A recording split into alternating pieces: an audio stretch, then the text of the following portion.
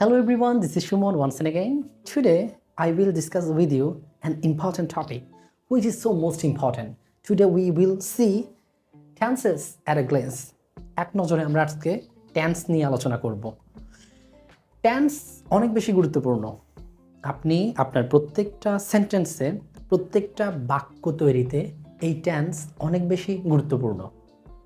এই টেন্সটা কেন জানা প্রয়োজন এবং ইংলিশের জার্নিতে ইংলিশ শেখা শুরু করার আগে কেন আপনাকে খুব ভালোভাবে এই টেন্স সম্বন্ধে জানা উচিত। না হলে আপনাকে ওই মুখস্থবিদ্যার উপর নির্ভর করে আপনার লেখা বা বলাটা স্বতঃস্ফূর্তভাবে আপনি বলতে বা লিখতে পারবেন না যদি আপনার এই বেসিক স্ট্রাকচারগুলো না থাকে। সেই জন্য আজকে আমি একদম খুব ছোটোখাটো একটা ভিডিও এর মধ্যেই পুরো টেন্সটা নিয়ে আলোচনা করব এবং কিভাবে আপনি সহজেই বুঝতে পারেন এই বিষয়টা নিয়ে আপনাদেরকে খুঁটিনাটি একটা ধারণা দেওয়ার চেষ্টা করব। এখানে প্রথমত এই স্ট্রাকচারগুলো কেন সেটা নিয়ে একটু আলোচনা করি। একটা মানুষ যেমন তার মেরুদণ্ড ছাড়া একদম অচল, ঠিক তেমনি ইংলিশে এই টেন্স ছাড়া টোটালি টেন্স ছাড়া অচল। আপনি যেভাবেই ইংলিশ শিখুন, অনেক ইনফ্লুয়েন্সার, অনেক ইংরেজি শিক্ষক, তারা অনেক জ্ঞানী, তারা দেখি তাদের টাইটেলগুলো যে 1 মিনিটে 200টি বাক্য শিখে ইংলিশে অনর্গল কথা বলুন। আদৌ কিন্তু এগুলো সাফিসিয়েন্ট না। আপনাকে ইংলিশে ভালো করতে হলে একদম বেসিকটা থাকতে হবে। অন্ততপক্ষে আপনি যদি স্টুডেন্ট হয়ে থাকেন, আপনি যদি আপনার কমিউনিকেশন স্কিলস ডেভেলপ করতে থাকেন বা আপনার যেখানেই যেভাবে প্রয়োজন, ইংলিশ হলো জাস্ট একটা ভাষা মাত্র। এখন সেই ভাষাটা শিখতে গেলে আপনাকে বেসিক কিছু স্ট্রাকচার বা বেসিক কিছু থিমের প্রয়োজন। ইংলিশের একদম গভীরের কিছু আনুষঙ্গিক কিছু স্ট্রাকচারের দিক থেকে, তো সেগুলো নিয়ে আমি মূলত চেষ্টা করবো আপনাদেরকে বেসিক একটা ধারণা দেওয়ার। এখানে প্রথমত একটা সেন্টেন্স গঠন হতে গেলে আজকে আমি সেন্টেন্স নিয়ে আলোচনা করবো না, অ্যাকচুয়ালি এই যে বেসিক সেন্টেন্স স্ট্রাকচার বলতে পারেন, কিন্তু এখানের মধ্যে এগুলো টেন্সেরই স্ট্রাকচার। হ্যাঁ, তো এগুলো প্রথমত টেন্স হলো প্রেজেন্ট, ফার্স্ট, ফিউচার। এগুলো আবার 4টা করে ভাগ হয়েছে না, ইনডিফিনিট বা ইনডিফিনাইট, কন্টিনিউয়াস, পারফেক্ট কন্টিনিউয়াস। এগুলো থেকে এই 4টা করে যে ভাগ হয়েছে সেগুলোর স্ট্রাকচারগুলো প্রথমত ভার্বের প্রয়োজন। আমি যে ভার্ব বললাম, ক্রিয়া ছাড়া কখনোই একটা বাক্য সংগঠিত হতে পারে না, সেখানে ক্রিয়া লাগবে। সেই ক্রিয়াটা কেমন?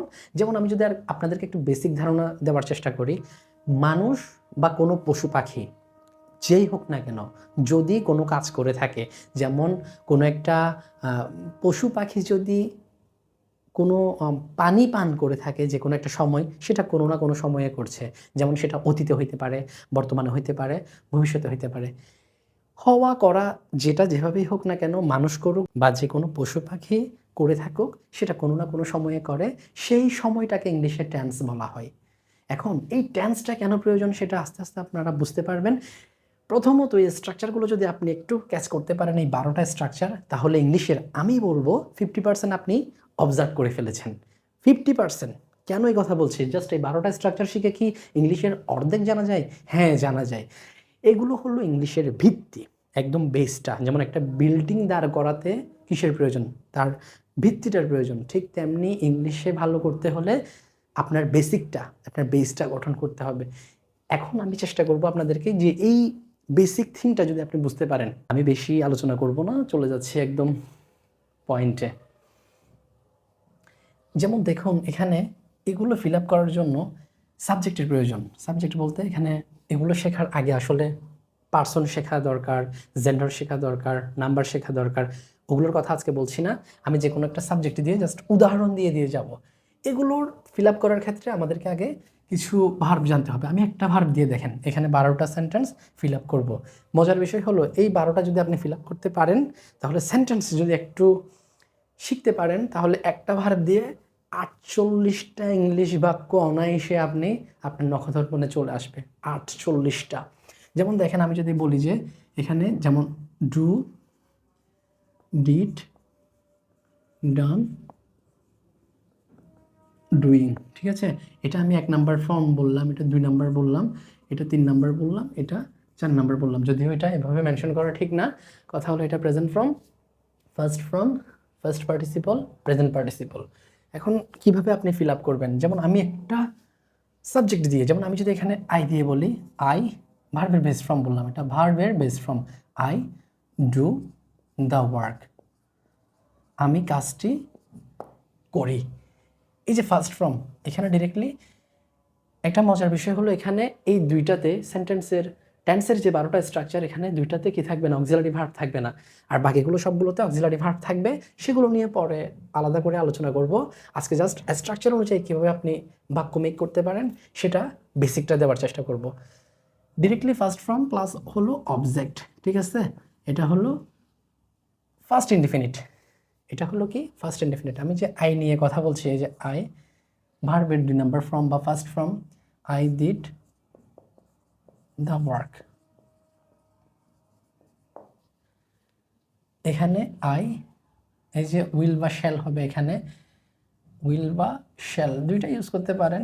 আই শ্যাল, ভার্বের base form I shall do the work.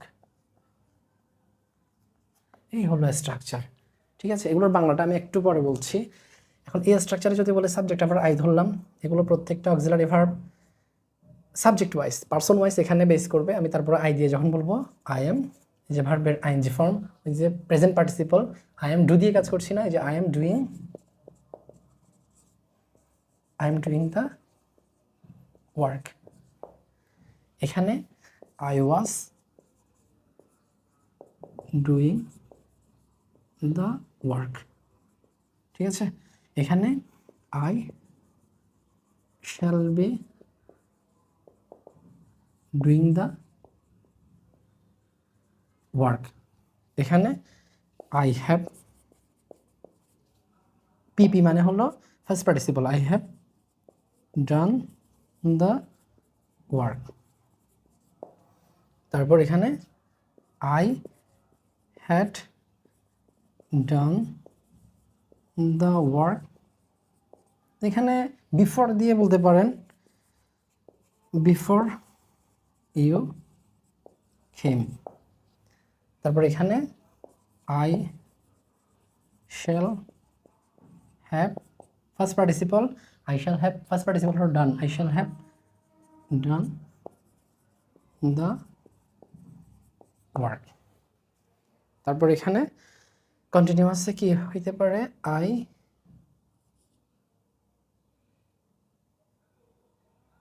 I have been, I have been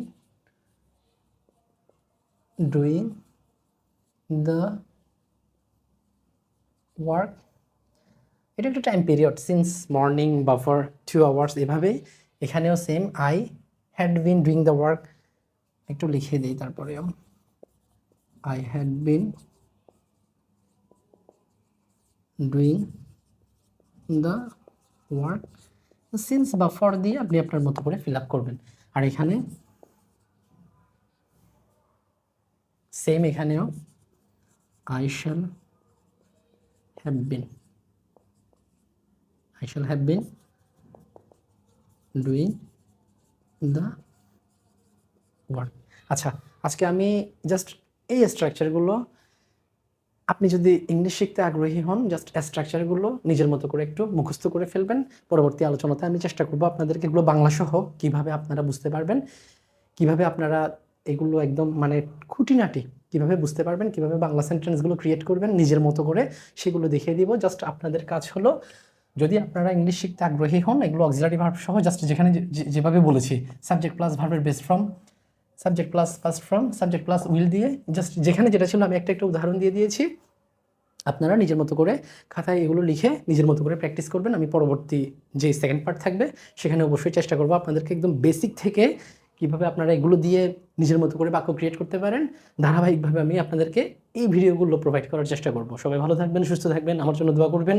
আবার সবাইকে আসসালামু আলাইকুম, আদাব, নমস্কার জানিয়ে শেষ করছি আজকের মতো। দেখা হবে নতুন কোনো লেসনে।